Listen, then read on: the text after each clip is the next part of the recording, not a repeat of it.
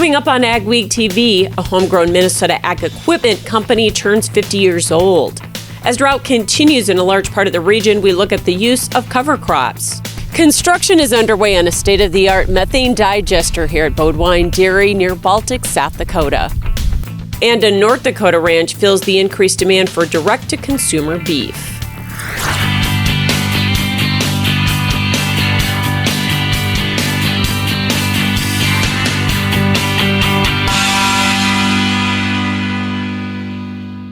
Welcome to AgweekTV. I'm Michelle Rook. USDA reopened sign-up for the CFAP2 program on Monday for 60 days to help producers absorb increased marketing costs associated with the COVID-19 pandemic. It includes specialty crops, livestock, dairy, row crops, aquaculture, floriculture, and nursery crops. USDA revamped the program to more equitably distribute payments versus the last two programs. And making sure that at the end of all of this, we've done the very best job at USDA of trying to provide as much help to as many people who are in need as possible. USDA also announced $2 million for outreach and technical assistance for socially disadvantaged producers. The Biden administration's $2.25 trillion infrastructure package has received mixed reviews from farm groups. $621 billion goes to repair and construction of the nation's transportation system, $115 billion for roads and bridges, including the worst 10,000 small bridges, $80 billion for rail, and $17 billion for inland waterways. These investments help keep U.S. farmers competitive and profitable. Infrastructure is huge, it's just getting the stuff in, like the fertilizer coming up to our farms and then getting the soybeans and the corn and the crops out.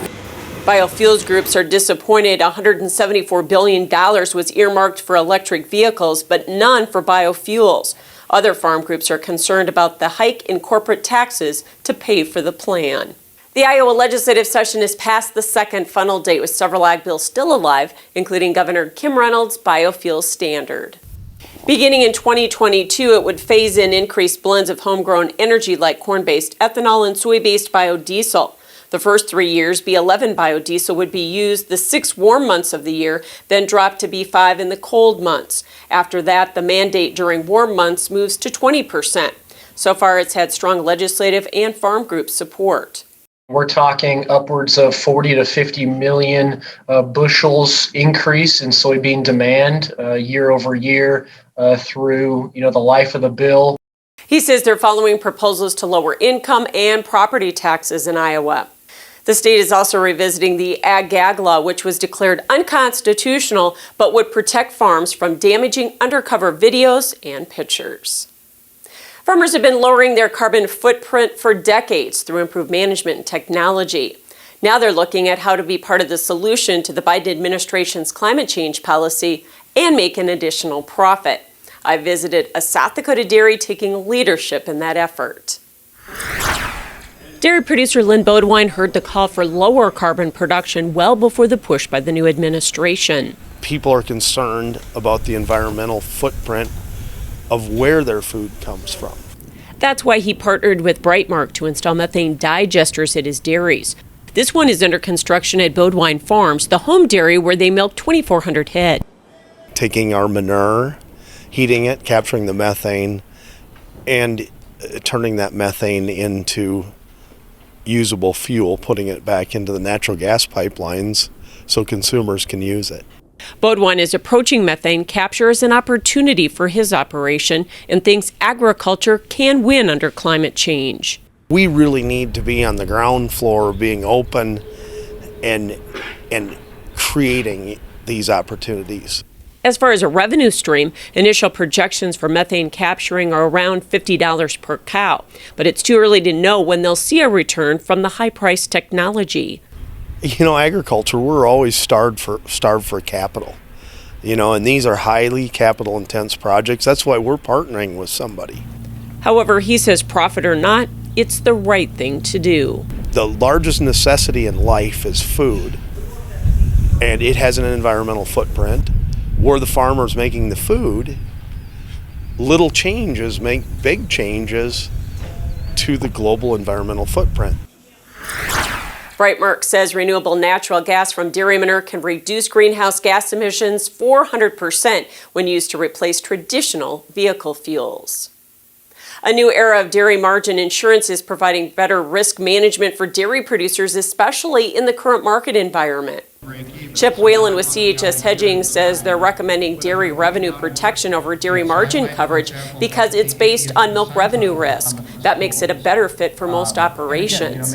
He says with current milk prices, dairies can lock in a price above break even with higher feed costs.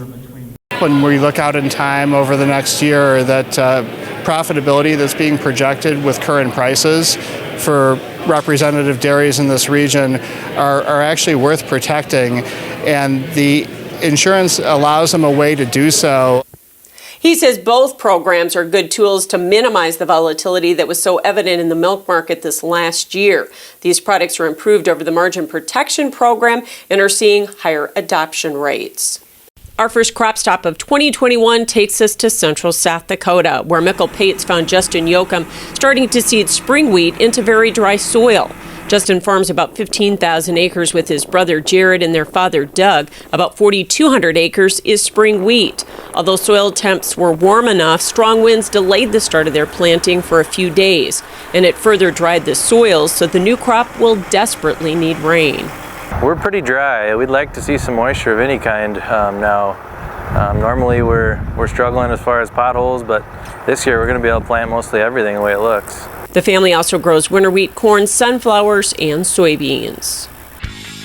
Coming up on AgweekTV, a homegrown ag manufacturing business turns 50 years old.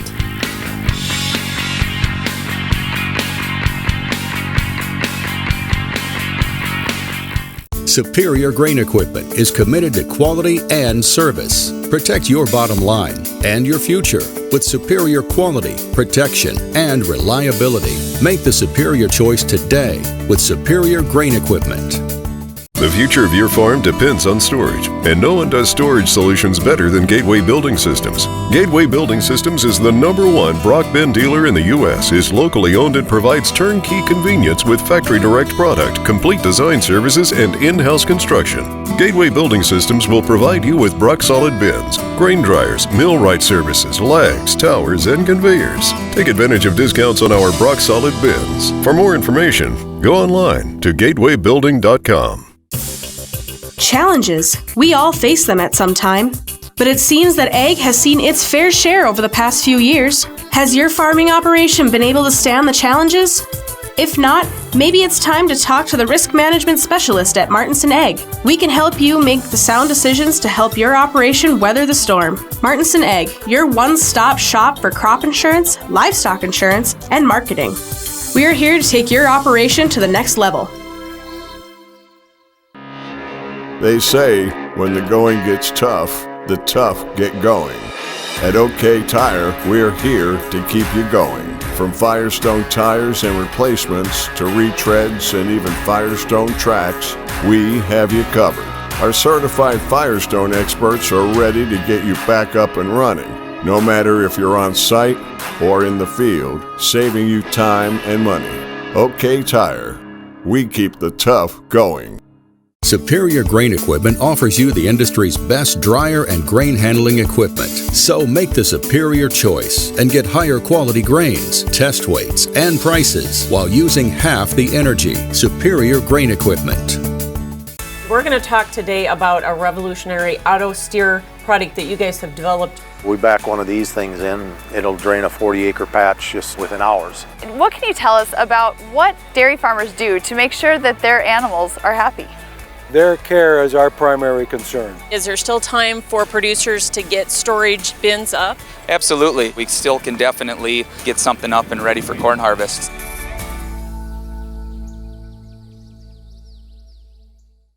Welcome back. H&S Manufacturing is a vibrant ag equipment company in northwest Minnesota. As Mickle Pates reports in this week's AgWeek cover story, it sprang from an innovative potato and sugar beet farm and is now celebrating 50 years of making farming more efficient.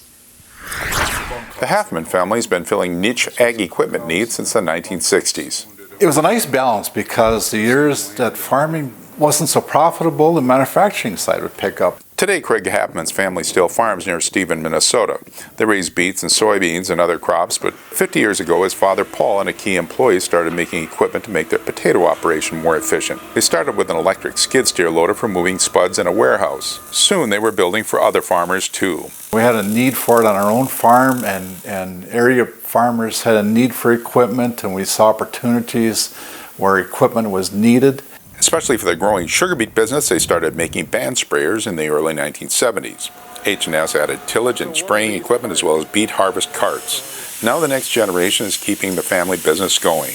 Hapman's sons run the farm while his son-in-law, who is an engineer, focuses on H&S. Unlike large manufacturers, being small, they can be flexible to fill niche markets. That's somewhere that I think we stand out as being a smaller, more nimble company with ability to change quickly as needed. So with their first 50 years under their belt, H&S Manufacturing is looking for their next 50. For AgWeek, this is Mikkel Pates at Stephen, Minnesota. You can read more in the next AgWeek magazine or at agweek.com. Consumers around the world want more protein in their diet, and the University of Minnesota is helping provide it.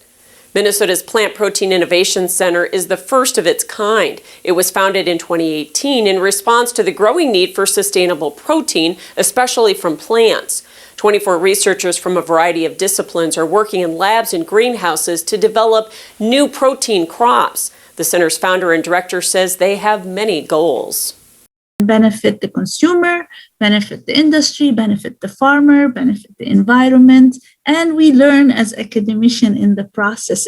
The research includes plant breeding and genetics, agronomics, processing, and marketing. More and more people want to know where their food comes from, so another family has decided to open their ranch to the public, allowing them to buy beef directly from the producer. Emily Beal has more from Spiritwood, North Dakota. Michelle, it may come as no surprise that many consumers are looking to buy their food straight from the farm. We are hormone and antibiotic free. We guarantee that. And so when we sell our product, we are selling something that we are willing to feed to our own family and to our family and friends. Michelle Elston and her husband Wesley raise cattle in east central North Dakota. They had been selling quarters, halves, and wholes of their homegrown Angus beef, but they saw a demand for single meats for consumers who didn't want to buy in bulk and decided to capitalize on it. Now they sell steaks, roast, hamburgers, and more. Wesley says the way they raise the cattle is what makes it a high-quality product. We take a little extra time to feed them on a maintenance growing ration, and these animals are 18 to 20 months old when they go for slaughter. And that allows those animals to maximize their marbling and their muscle. And tenderness in those animals, we've had great reviews on. The Elstons say they expected demand to be higher, especially when the pandemic caused some meat shortages, but they are confident their product fills a need. We're offering high quality beef. With more and more consumers wanting to know where their food comes from, the Elstons are committed to raising homegrown beef. With AgWeek, I'm Emily Beal in Spiritwood, North Dakota. Right now, the Elstons are only licensed to sell in North Dakota. For more information, you can go to elstonbeef.com. Ahead on AgweekTV, we'll have some advice on using cover crops in these dry conditions. And we'll tell you about a new test for detecting Palmer amaranth.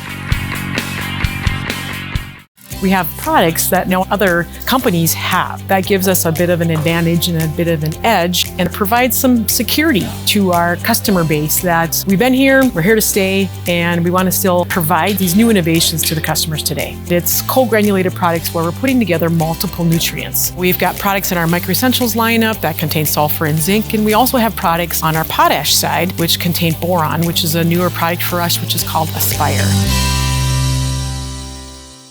At Trans Systems, every day is a great day to haul beets. Our family-owned business moves more beets than anyone in the world. We enjoy good work and good pay, and many of us have been here for decades because it's a place where our opinions are heard and our accomplishments are seen. We're your home every day and can take summers off. Here, our safety and yours matter most. Trans Systems, a sweet haul in the Red River Valley since 1983. Salty soils? Meet Calci, one of the quickest and most effective way to fix salty soils. It's natural, it's easy to use, And most importantly, it works. On sodic soils, on saline soils, on all soils. Put calcium to work leaching salt below the root zone and out of your field, resulting in less compaction, better irrigation, improved health, and lots of these guys for your soil. And higher quality forage, greater yields, and lower bottom line production costs for you. With more than 20 years of use in the industry and a proven track record of bringing life back to challenging soils, you can trust Calcine to ensure your fields are their most productive. Calcine, let's create healthier soils. To learn more about how Calcine can improve the productivity of your fields, contact Jim Erickson or visit calcine.us.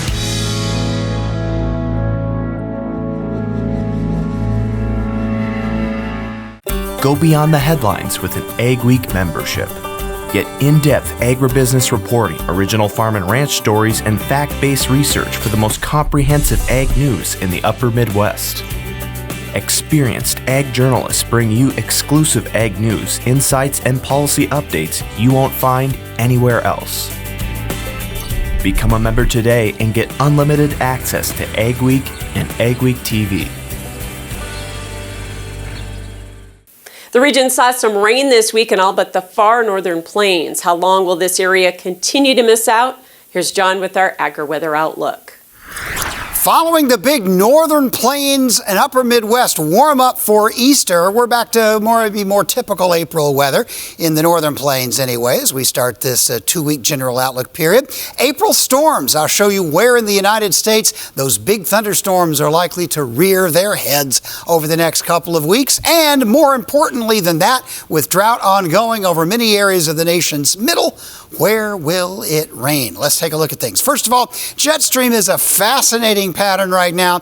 And it's a hodgepodge. It's a mess. Sometimes in springtime, you get very simple jet stream patterns that lead to very simple storms here and dry weather there. This time, it's all over the place. Watch as this little branch of the jet, where it's split into kind of this odd-shaped little split pattern over the eastern U.S., as this kind of just fades away here over the course of the next few days. And as it does so, we see a little surge of fairly chilly weather, maybe freezing or near freezing for highs dropping down into the northern plains. The main jet will then kind of take over down south, sag a little bit, which will bring some cooler temperatures back into the middle of the continent as we go through this week. Warm weather then will begin to build up along the west coast due to kind of an unusual little high pressure ridge actually coming in, arcing in off the Pacific and bringing some fairly warm air into western sections of British Columbia and Alberta, the western part of Canada.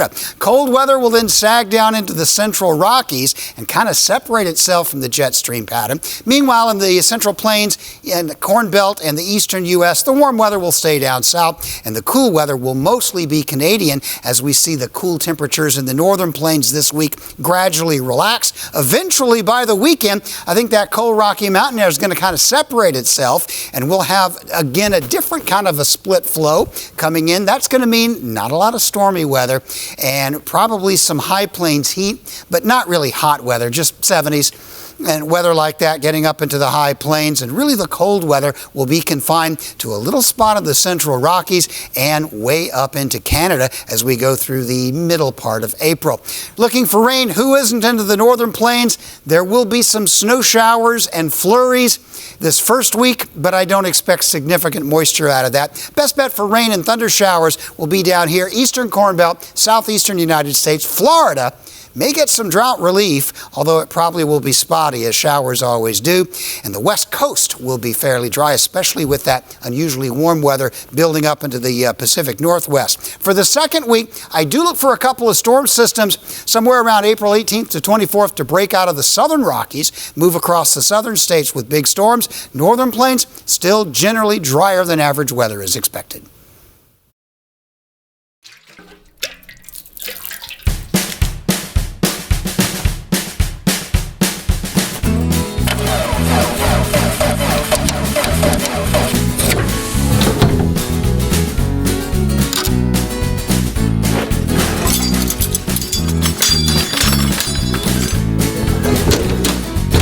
Some things in life are hard. That's why banking shouldn't be. Cornerstone Bank. At Trans-Systems, every day is a great day to haul beets. Our family-owned business moves more beets than anyone in the world. We enjoy good work and good pay, and many of us have been here for decades because it's a place where our opinions are heard and our accomplishments are seen. We're your home every day and can take summers off. Here, our safety and yours matter most. Trans-Systems, a sweet haul in the Red River Valley since 1983. Steffes Group, selling land and the equipment to farm it since 1960. If you're interested in selling or have questions about our auction process, head to our website at steffesgroup.com to contact us at any one of our 4 locations located throughout the Midwest. You can also visit and subscribe to our YouTube channel to view all of our auction previews and recaps to stay up to date on the market in your area.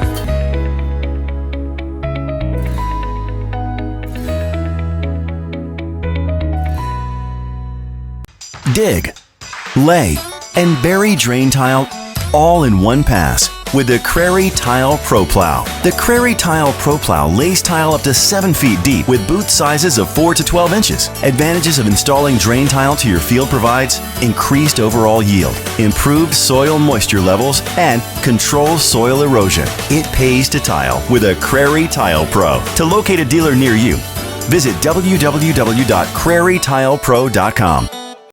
At North Star Ag, we're more than your short-line machinery dealer. We're also full service, and we're farmers first. That means we know it's not about what's best, but what's best for your farm.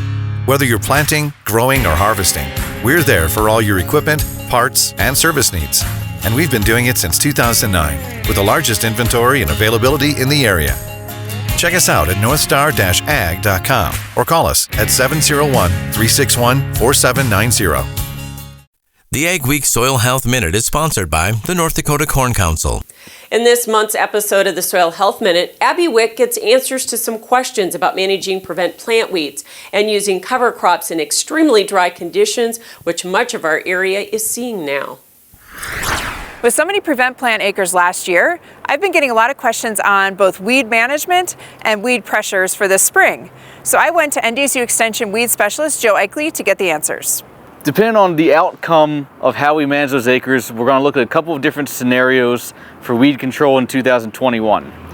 And so one of those would be if you manage it only using glyphosate. You can anticipate having a lot of water hemp or mare's tail, whatever survived and went to seed, out there as your primary challenge in 2021. If you did not manage the prevent plant at all for weed control, just let it go, whatever happened to go to seed went to seed. Those are the type of fields you're going to have a variety of different weeds, some you may not have even seen before popping up this year.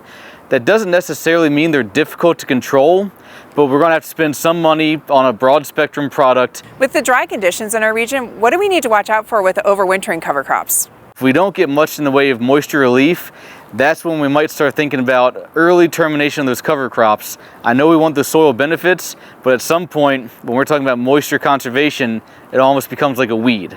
Think about early termination, trigger that termination of that cover crop as soon as possible to try and preserve moisture for your cash crop. As much as I love cover crops, it's especially important to manage them in these dry conditions. University of Minnesota researchers have developed a test to detect Palmer amaranth that's 99.9% accurate. It will be commercially available this year and makes it easier to distinguish Palmer from other pigweed species and seed, decreasing the reliance on genetic tests. Palmer costs farmers billions of dollars and cuts yields by 91% in corn and 68% in beans. With canola prices soaring to levels not seen since 2012, U.S. farmers are planting nearly 300,000 more acres in 2021. USDA's prospective plantings report put total canola acreage at 2.1 million acres. Most of the increase came from North Dakota, but Minnesota was also up 16%. Rob Running, past president of the U.S. Canola Association, says it's a result of strong veg oil demand. There's so many things that can enter into it and change that demand that you'd hate to predict anything, but I think we should be in a situation where demand stays strong. He says yields were lower last year because of wet conditions, but with cooperative weather, it should be a very profitable crop. Still ahead, some Minnesota grocery stores are recognized for their commitment to locally grown food.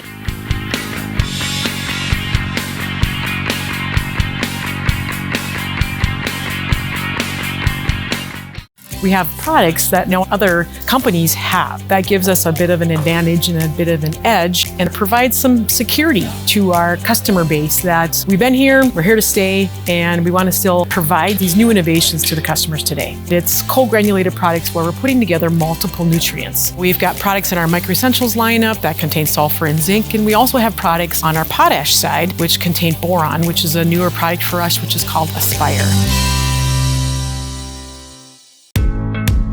Schedule an uptime inspection for your equipment with the Case IH service professionals at your local Titan Machinery. Our Case IH certified service technicians have the training, experience, and genuine Case IH parts to ensure your equipment is ready for next season. Planting and harvesting windows are short. Have confidence in your equipment's performance with a Titan Machinery multi-point uptime inspection. Titan Machinery, your local Case IH service leader. This is Dennis Beliski reminding you we do auctions and we do them well. You've built your operation with hard work, and when it's time to sell, all or part, you deserve the best. Details from repairs and preparation to promotion and settlements are not routine. Chances are you'll only do this once, so we'll tailor an auction just for you and get it done right. On-site at your farm or added to one of our highly successful Alaris Center auctions, we have the skill, reputation, and integrity to meet your needs with best-in-class commitment and quality service. Find us at resourceauction.com or call 701-757-4015. You can get the field results you want in varying conditions with the flexibility of the Summers VRT Renegade.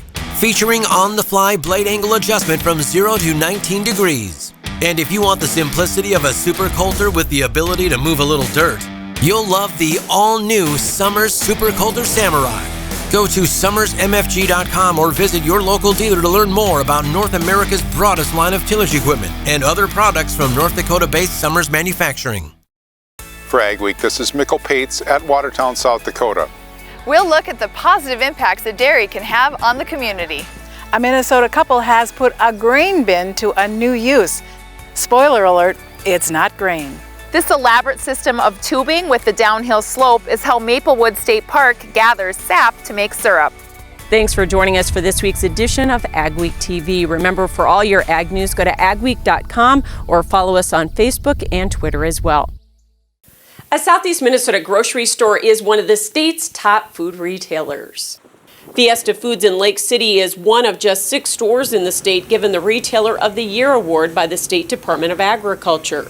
Store co-owner Phil Nyberg says they buy as much locally produced food as they can, as it's fresher and of higher quality than food coming from farther away. And he says supporting locally grown products in the store benefits both customers and producers. We have agriculture all around us, for one thing, and that's a lot of our customer base also. And so it's important that we support them, because in return they support us. Nyberg says their customers have become even more interested in local foods since the pandemic. Thanks for watching this week's edition of AgweekTV. Remember, for all your ag news, go to agweek.com, or you can follow us on Facebook and Twitter as well. Have yourself a great and safe week.